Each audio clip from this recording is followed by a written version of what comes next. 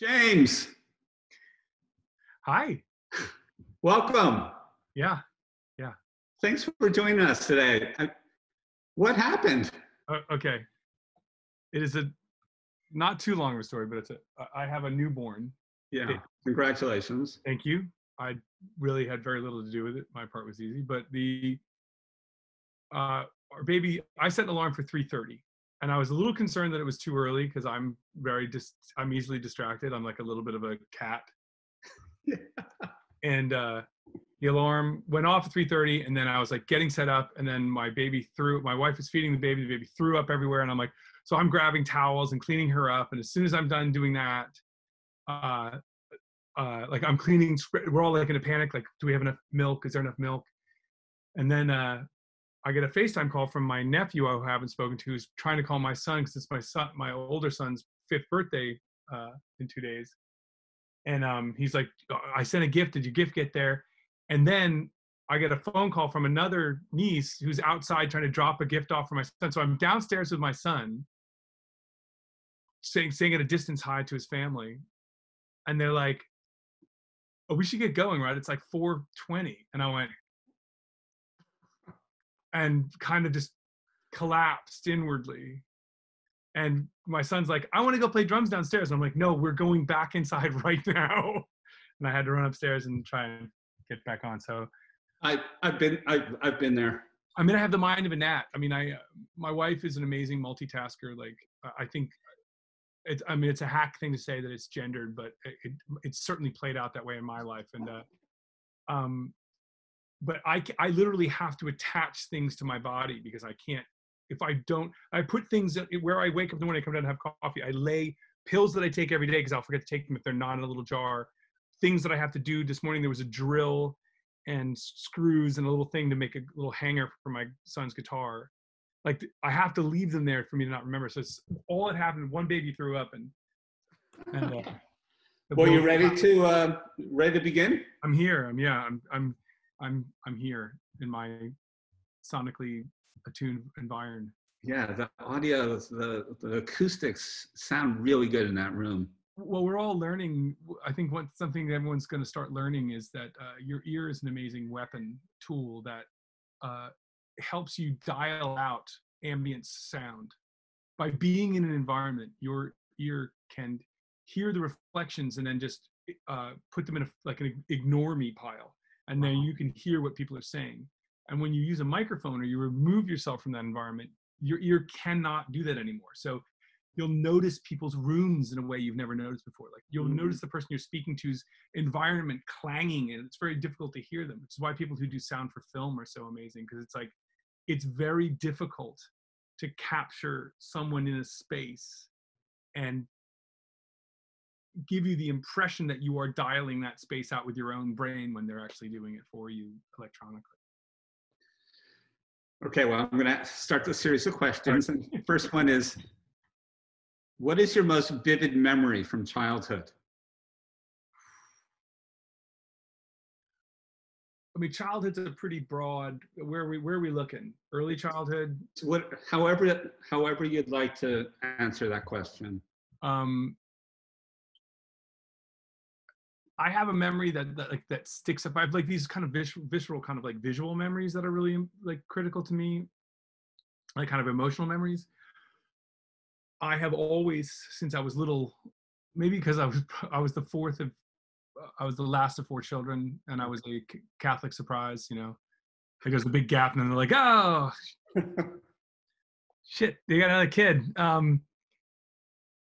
I think I was left in my crib a lot, on my back. So like looking up is a thing that really does it for me. Like, always has. Like, if I found myself lying outside under a tree looking up, it's the only kind of like pure peace, like something. So I have all these visions of looking up. I have another one was lying in snow, like lying on my back in snow that was just deep enough to kind of cut off my peripheral and just frame the sky.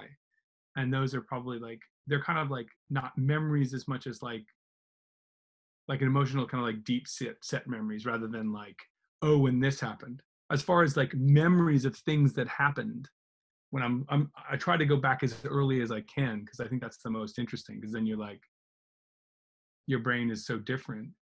I remember being at my aunt's house, and my mother and whoever else was with her, it might have been some siblings or whatever, we're going to go to this model airplane show.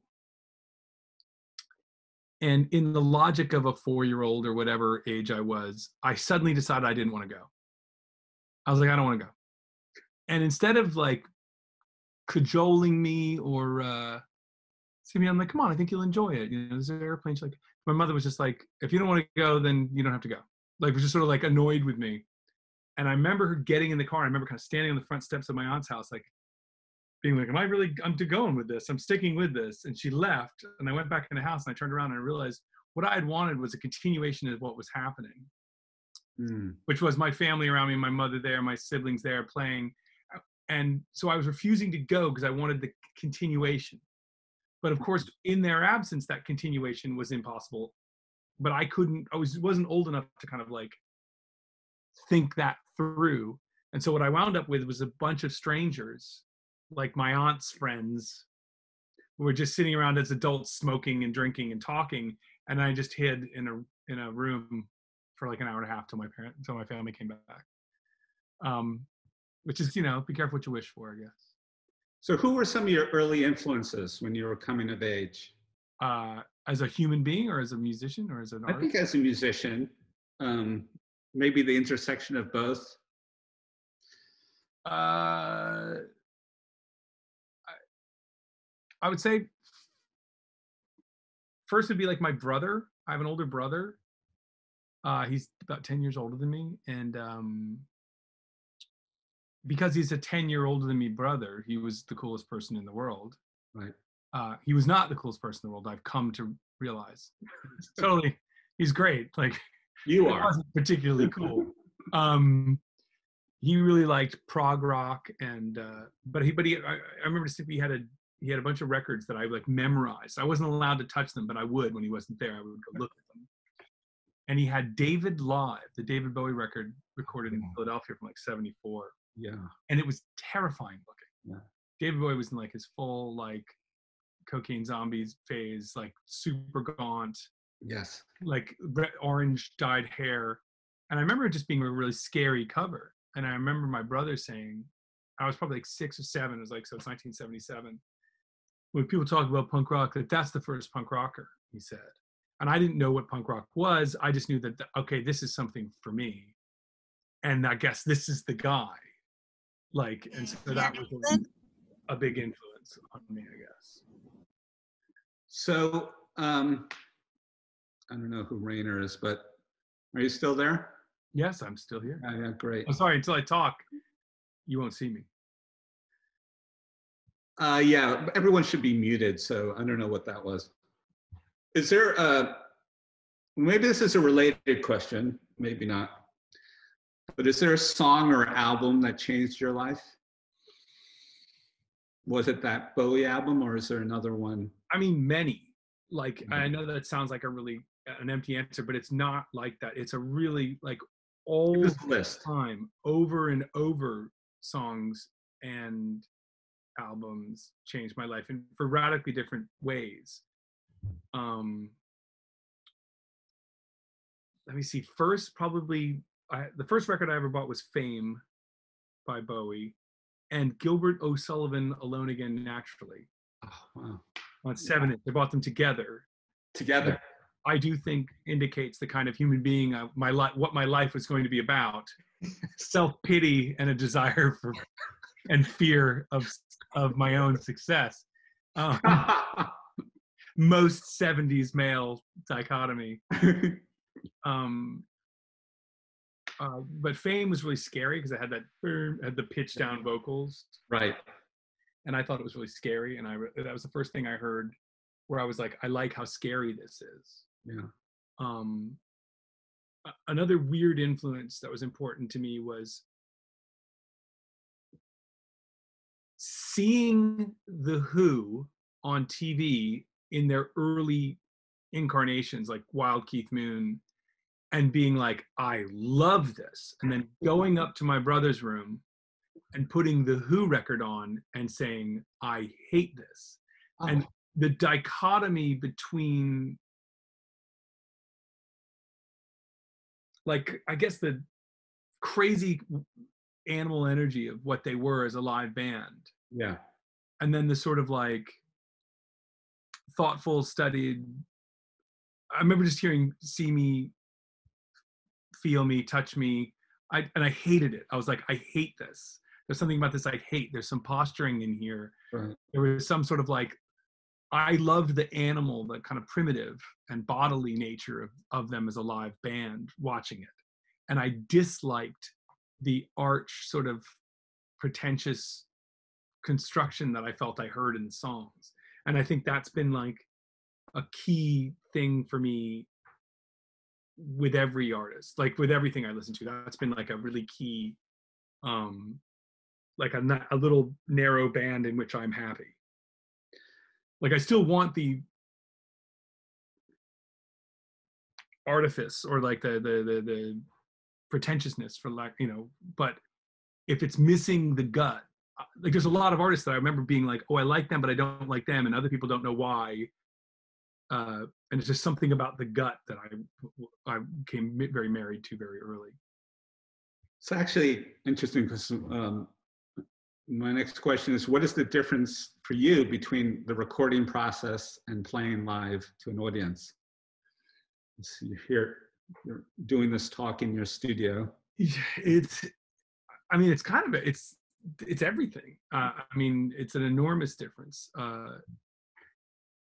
Technically there are differences. That's, you know, obvious. Like, but they don't have to be. I mean, you can be a live rock and roll band and go into the studio and play all at once together and record it, or go on stage and play all at once together in front of people. I don't do that, but I don't think that's the key difference. For me, recording in a recording studio is about making an object. Mm-hmm. And making that object is about moments. It's about finding moments that are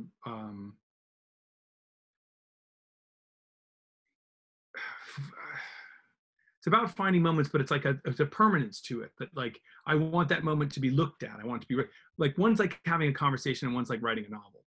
You know, like in a conversation you can backtrack and pause in your sentences. If you read the way human beings talk, you're constantly cutting off your sentence and interjecting, and you're getting something from the other person, and there's all this, you know, ideas floating around, and like you're getting to it. When you're writing a novel, you'd like to distill all that. You'd like to boil that down so that it has the maximum impact in the way you want it to come across.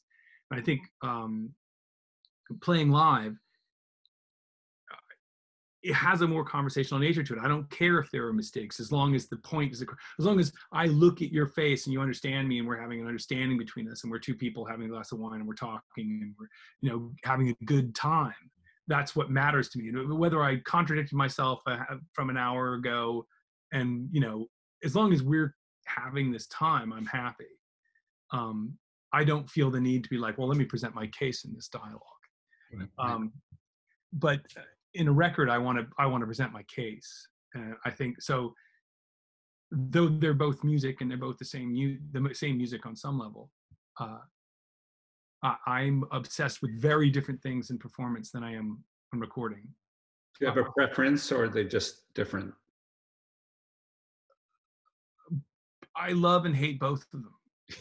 I really do. Like, I hate making records in certain ways. I love studios. I love making sound and recording. I loathe the musical version of the blank page. You know, like I gotta make this thing, and I'm a natural player in a certain way. Like I can naturally just pick up, I can play, and like, I'm happy with like the way things come out of me. I don't have to like, but I'm not a natural songwriter. I'm not a natural, I don't have this enormous confidence that I'm like, oh, here's my great song. So while I can generate something, then the schoolmaster comes in version of me and just like tears it apart. And that process is hard and unpleasant. Live is just unpleasant because it's like, I'm not home. You know, I'm drunk and I'm tired, and but I do love both of them very, very much. It's actually it's really interesting. Literally my next question is, what is someone's in your room just reading me? Yes, it's amazing. Because my next question is, what is your least favorite part of the artistic process? So now you have to just come up with the part you just I've met some people. I've met a lot of artists who work very different ways. Yes. I've met a lot of people who are musicians, a lot of people who are actors. I've met some actors who have access to themselves that I find frightening. What I mean by access to themselves is like, they don't really have, some of them don't have filters. Like I have friends who are just like, no, I want to get that. And you're like, well, that's just a shitty thing to ask. They don't care. They're kind of like oral stage, like just give me. And I'm very jealous of that because they have like a tap into what they are. Mm-hmm. Now, what I don't have that. For me, my creative voice is really, really quiet. Mm-hmm. And every other part of my brain is incredibly noisy. Like the critical part of my brain is very noisy. The part of my brain that thinks I'm not good enough is very noisy.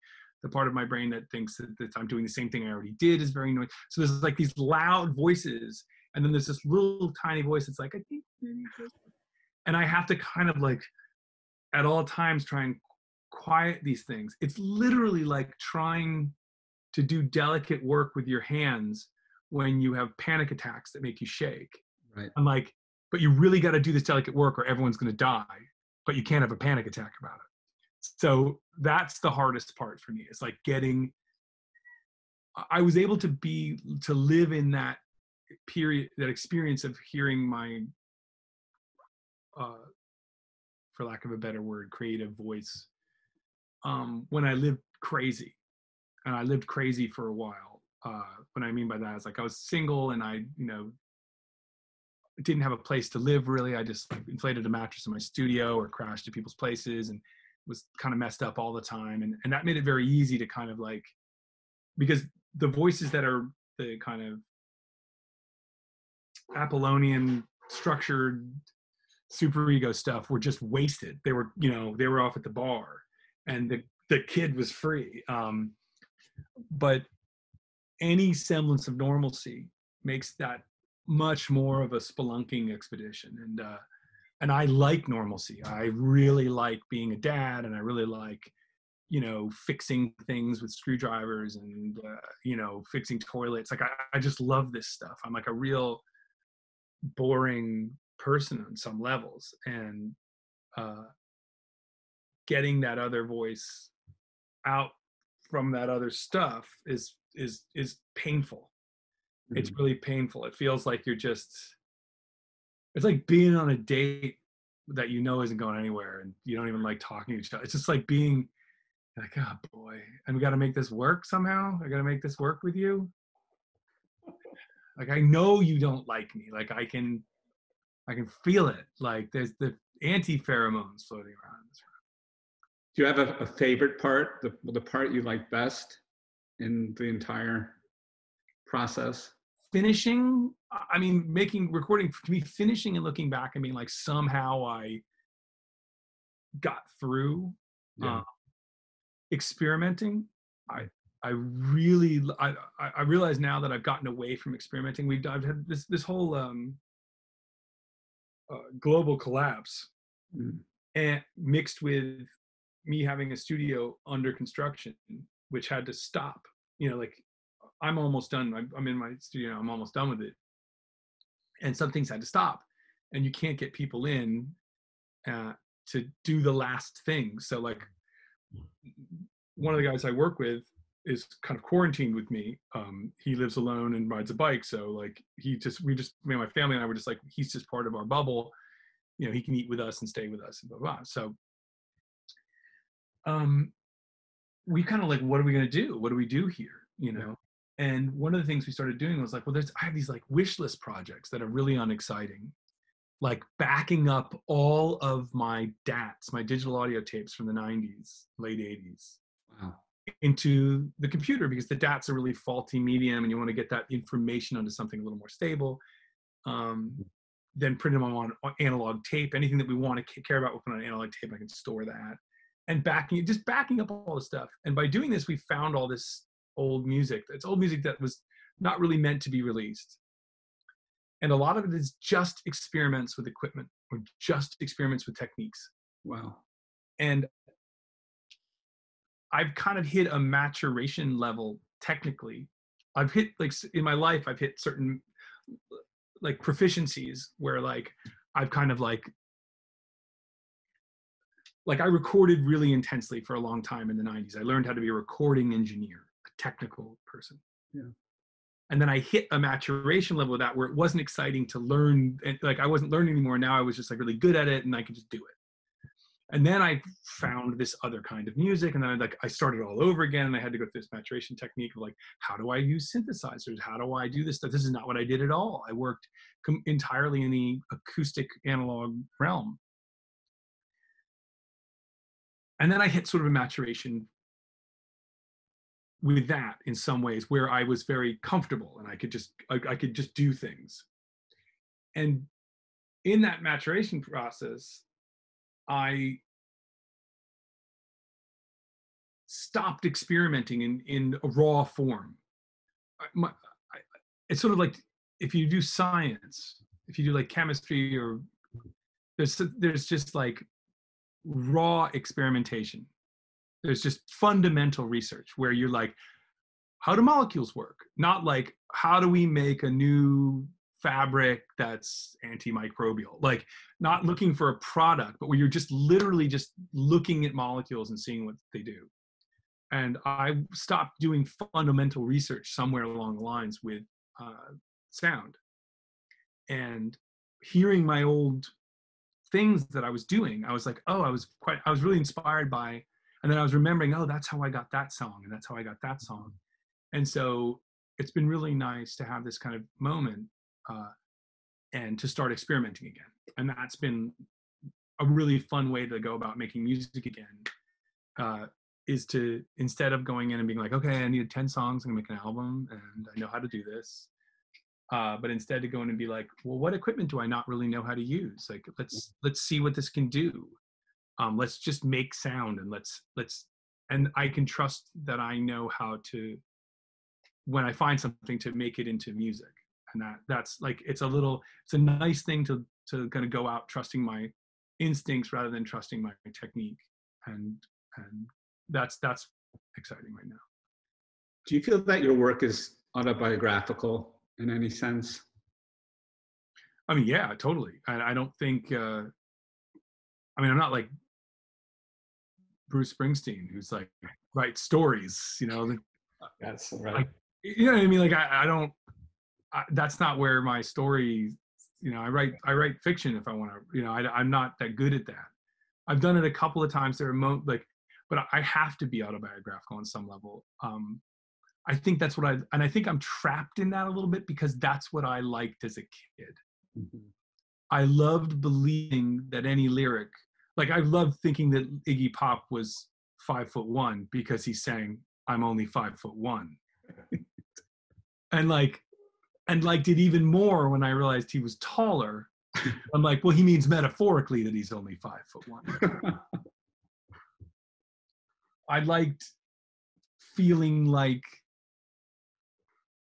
Lou Reed was going up to Harlem to score heroin. Like I enjoyed that. I think there's something funny about rock and roll, or whatever, pop music, or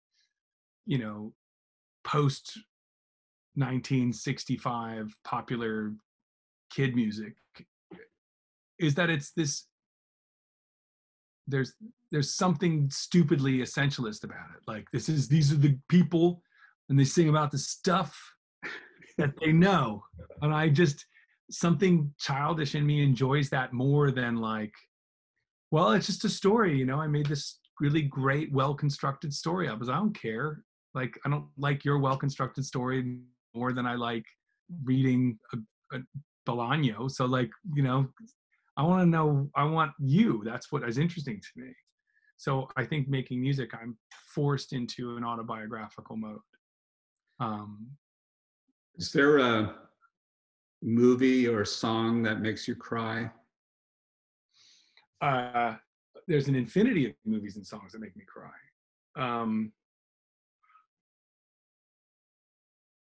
Yeah, watch me. No, I'll just pick up things that don't make any sense to anybody.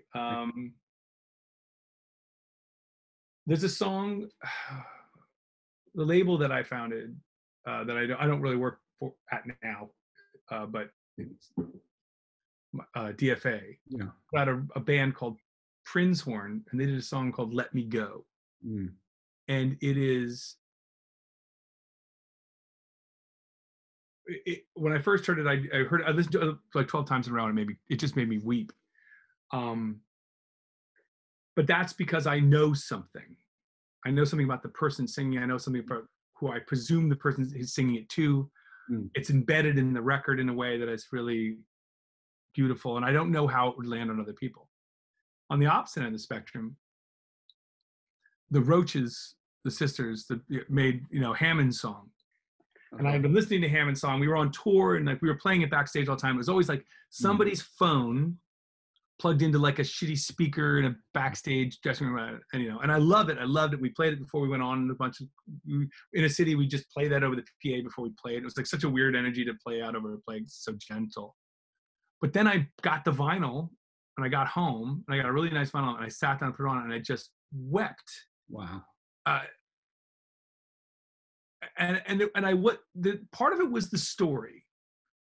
Like the story, if anyone doesn't know the song, if I encourage anyone to hear the song as it is recorded, Robert Fripp producing and playing all the extra guitar, and then go watch them do a concert, and you'll be like, oh, the production's amazing. And then you watch them do it live, and you're like, their voices are insane. Like, yeah. I mean, I have like all the hair standing up on my arms now thinking about it. And from what I understand, it's the story of these three sisters. There's an older one, middle one, younger one.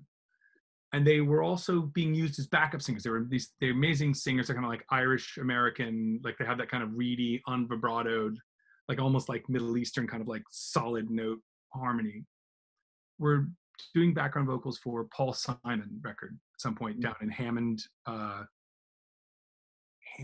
Louisiana. Hammond, a town called Hammond in the South, where this Hammond, Kentucky. It's a town named Hammond, which had a recording studio. And someone working on that record, and the youngest of the sisters, who I think at the time was like 16, 17, started an affair. And when they came back to New Jersey, the younger sister was like missing this guy, was going to go back. And apparently this song was, I mean, I could be totally wrong, but I also love being wrong. The internet has destroyed the beautiful mythology of being wrong. Yes. Which is important. It is not always important to research and be right about art. It is very important to research and be right about medicine, maybe economics and politics. It's really good to know what you're talking about. But with art, it is sometimes, I believe, good to be wrong. It allows you into things in a different way. Like, so I could be wrong, and just shut up if I'm wrong, because I'm going to die one day, and this wrong will go away, and I'm happily holding on to it, enjoying it in the meantime. So I am under the impression that this is the song written by the oldest sister to the youngest sister, where she sings the whole thing. Like, if you go down to Hammond, you'll never come back. As far as I'm concerned, you're on the wrong track. It's just this beautiful, like scolding older sister song to the younger sister. And then the younger sister has her verse. Well, I went down to Hammond. I did what I pleased. I'm not the only one who has this disease, meaning like you guys have all done. And it's just this beautiful thing of like sisters and like looking after each other and like also defining themselves against one another. It's just this beautiful, beautiful song. And I just sat there weeping for this song. But I wasn't weeping because the song was sad. I think I was grateful that it existed. And I was grateful that, right or wrong, these people had made something that exposed them, even if it's not true or whatever, that exposed them to me in some way, the way that a great acting performance or any piece of art is, like exposed something about themselves to me that was so naked and moving, and that I could just go play it. Like it was beautiful. It's some of the best Robert Fripp guitar playing. He does these things where he sits at the wrong note and then slides in a half step into it, and there's just beautiful, beautiful, delicate stuff on that song, and it's like a kind of a perfect song. So that song, "Oh Superman," is another one that gets like Laurie Anderson's "Oh Super," like for again like semi-nonsensical, but like incredibly beautiful. And also both Hammond song and Superman have something in common in that just the sound of them in an instrumental, lyrical content removed, are really moving and beautiful. And So like, true. like they're gentle and they're unaggressive, and you were allowed to kind of go into them, in which then they've got you. And so yeah, those are good. That's amazing. And now I'm going to go back and re-listen to that. I always love that song. Yeah, I mean, in a more classical sense of song that will make you weep is Nina Simone's cover of Sandy Denny's "Who Knows Where the Time Goes," Oh yeah. which is just like, but that's like unfair. That's like an incredibly sad song by a great songwriter being performed by a person who probably better than anybody who ever lived had access to every other human being's soul. Like she had, like Robert Johnson had to deal with the devil. Like I don't want to hear about that. Like Nina Simone had to deal with somebody. Like she's just like the hammer and the nail into you. She's sort of an incredible, both this sort of like terrifying, aggressive diva and the most fragile, most human person at the same time. Like, and her singing this song about like loss and death and being left alone, like that you know, like a sad deserted shore, all your friends are leaving, you know, like it's just that's an unfair song. Whereas the other ones are sort of like, oh, I found a way into them. Yeah.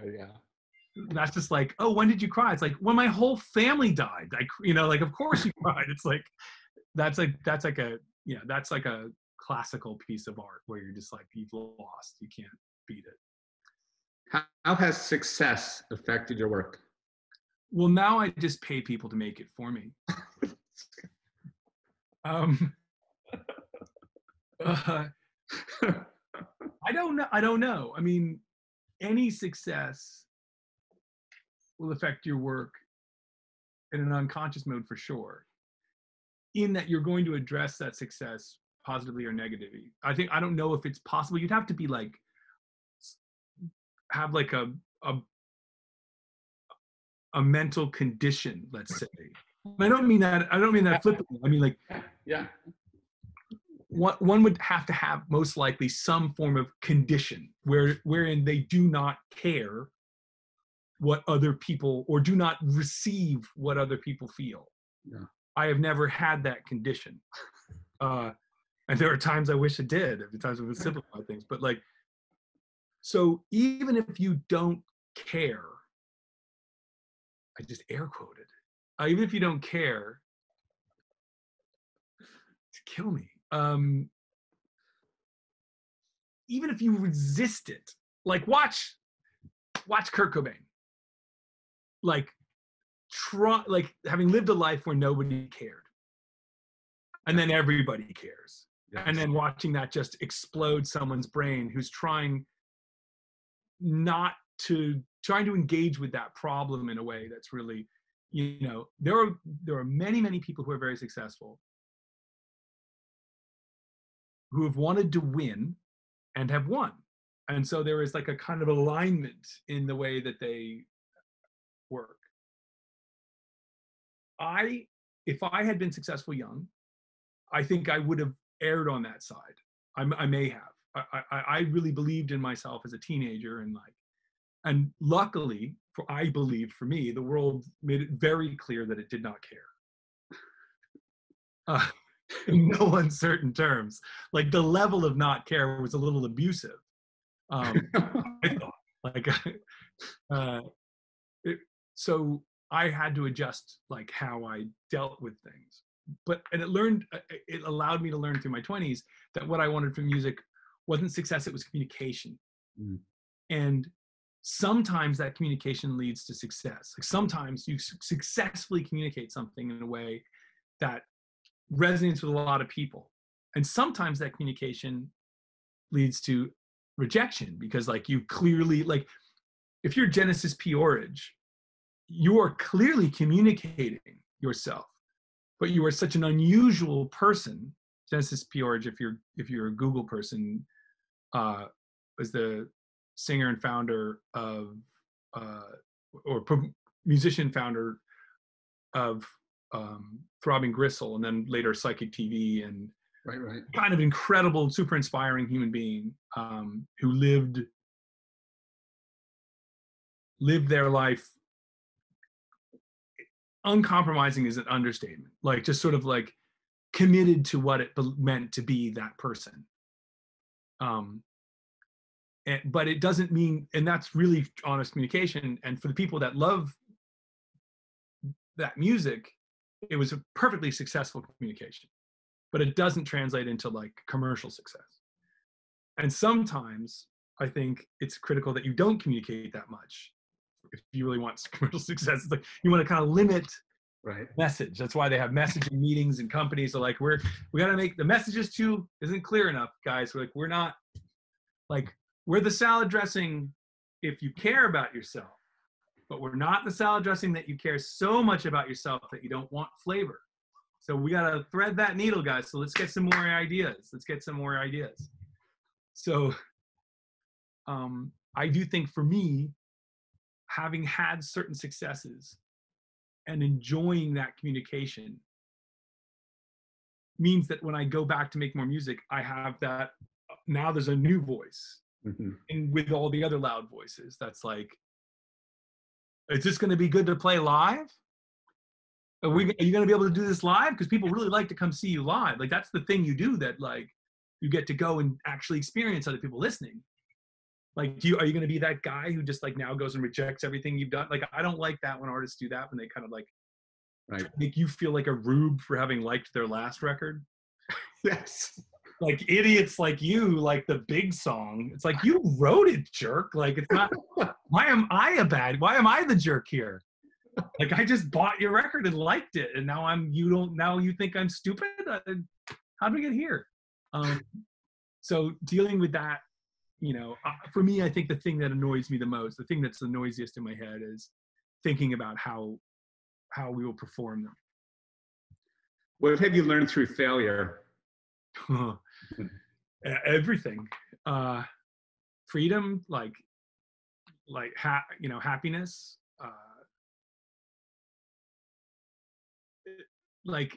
I'm much calmer.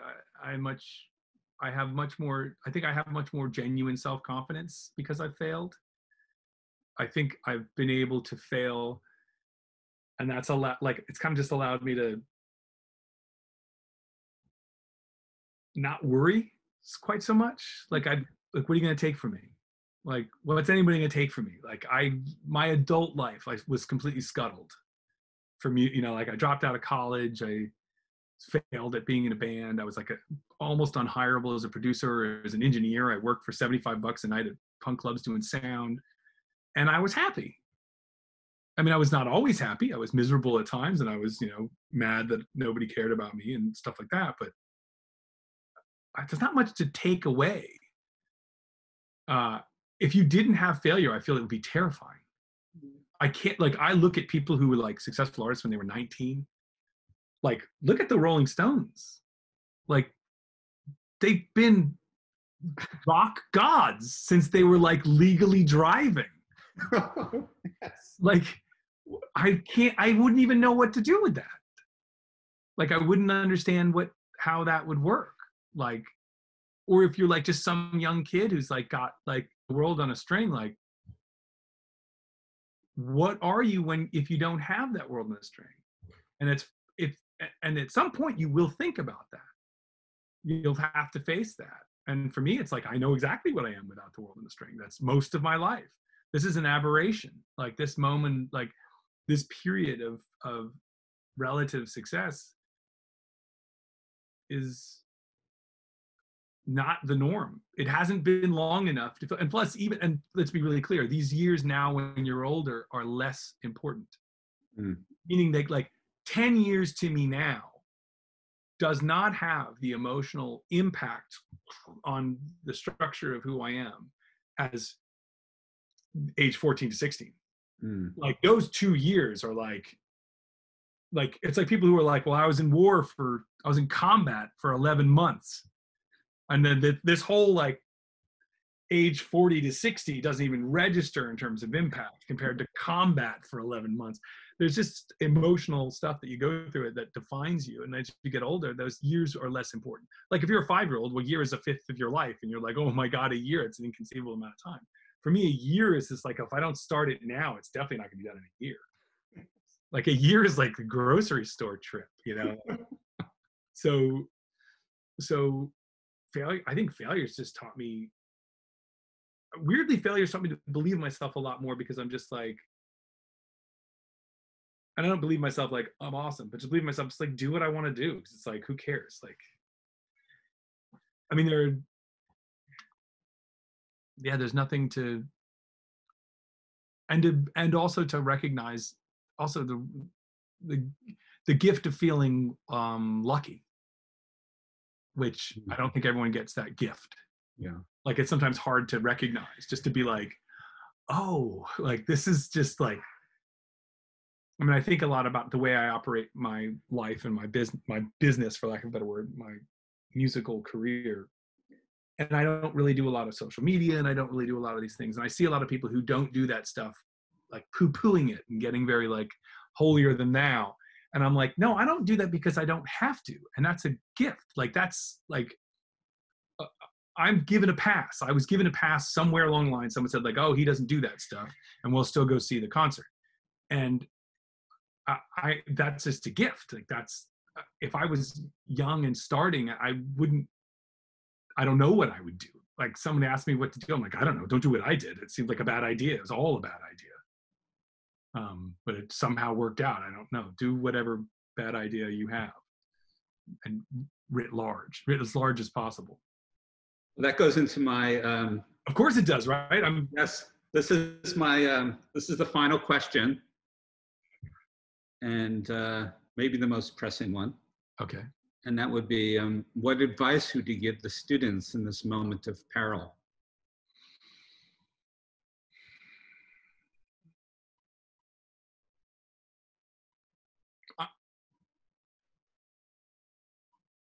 I'm always torn when you bring up the word student. Because on the one hand, like, education to me is a funny one. I love education. I love learning. I always have. But I always hated school. So, you know, I got 0 academic A's in high school or junior high school, like never. I got an A in choir. I didn't even get A's in gym. Like, you know, I got A's in choir and art. And then I got A's, then I got all A's in college. I was like really focused in college. I took a 1.5 years off to kind of like regenerate myself. But college was a gift, because college, first of all, my advice to students is take a year off between high school and college if you can, if it's at all possible. And it's got to be possible, because if you just have money, then take a year off. And if you don't have money, work. You know, put some money in your pocket before you have to go to school and buy books. I don't know. I like it because it potentially gives you the opportunity to recognize what education is. School sucks. That's what I used to say as kids. School sucks. I mean, we have a kid now, and we had to put him in school, and we're like trying to find the best school. And I turned to my wife one day, I was like, why are we working at what the best school is? School sucks. Like, don't you remember? Like, school's a nightmare. It's like prison. I don't think it's as prisony as it was when I was a kid. Like, I definitely approached school like prison, like hit you first day, beat up the biggest person, you know, keep yourself, like, don't wear any shoelaces. But I think hitting the moment where you recognize there's this building that you've hated, that oppresses you, that is the only thing in the world that was actually built, paid for by everybody else for you and for your betterment, which is a crazy idea. Like schools where you're just like, I'm stuck here. Every movie from when I was a kid is about school as a prison, you know. But it is this building that the people around you who don't know your name made for your betterment. And it's the only time in your life where something's just like, we made this place. It was important enough that we made it. Everyone just pays money and then they just go make this place. We hire people, and those people are there to like, to educate you. Now, educate is a very complicated word. Better you, expand your mind, train you for the future. I'm of the expand your mind camp, but I think I'm a little spoiled in that, like, I always found a way to make a living. Like, you know, I'm a big guy. I did fine doing construction when I was a kid, and I'm musical, so I was able to like get jobs doing this or that. And I think not everybody has an easy road to, like, you know, a little bit of money. And so for some people, I think it should be just like, you know what you want to do early and you dig in on it. If you want to do science, you want to do that, you dig in on it. If you want to make art, give yourself technique, but learn how to just be like, delay as much as possible growing up. Grow up in terms of paying your bills, sure, but delay growing up in terms of your brain. Don't overlearn something and give yourself overconfidence. Like, don't suddenly be the postmodern or the postmodern or the postmodern who poo-poos everything. Do it for like 3 weeks. Be the annoying person who's like, oh, I see you're still doing this. Just do it for 3 weeks to know what it's like to be a prick. But like, you know, the most inspiring artists I've ever met were open until the days that they died. Like, I had luxury, you know, I knew Mike Nichols. I got to do music for a play for Mike Nichols, and I would play him music. And here's Mike Nichols. He's a lion of American arts. He's an EGOT, you know, he's like the real deal. And anything I could play, like I played him music for a thing, and I'm like, I'm a pissant. He has every right to just be like, okay, whatever. And he would weep. He would weep in rehearsals for a play at, you know, having seen it all, he wept because he was always open. I went in the studio with David Bowie, and he carried a bag around of things he was excited about, and open up that bag and be like, have you seen this book? Have you heard this? I'm going to this art thing Wednesday. Have you heard about this? And so like early on, I think it's easy to think that it being above things and better than things is like the position you take when you've learned enough. And I think that's a thing to remember to resist. Because I think the greatest artists I've ever known, for sure, the ones with the longest careers of doing the most opportunities to make great work, were open in a way that takes a different kind of calm and confidence. And like cultivating that calm and confidence, like, is probably the most important thing to do. I don't have it. I'm working on it. You know, I really don't. You know, I have to check myself all the time. I'm grumpy and pissy, and I have knee-jerk reactions that feel good to say, like, yeah, just beat you. But I think working on that, trying to maintain that openness and that, and to just keep learning forever would be the only thing. And that doesn't change with the pandemic. James, that's beautiful advice, and thank you so much for joining us today. And we really appreciate your time, particularly with the situation with your children. I don't even know what to say. I'm super sorry about that. That was it was a minor incident. I had an infant that threw up milk, No incident involving vomit is minor. It's not even vomit yet, right? You know, you know what infants are like. They don't even, their shit's not shit. Their vomit's not vomit. There's just milk and then this other cute stuff. Like, until they're eating real food, nothing counts. They're just like cute. Well, thank you so much. We really appreciate it. And thanks for taking out time, and it's really fantastic. My pleasure. It's good to see your face. Nice to see you too. Even if it's at a distance. I can't wait to hear some of those tracks from your previous life. That sounds really amazing. I'll send you some. Yeah, please do. They'll have the do not share on it. So. Okay. Thank you. Bye, everybody. Thank you.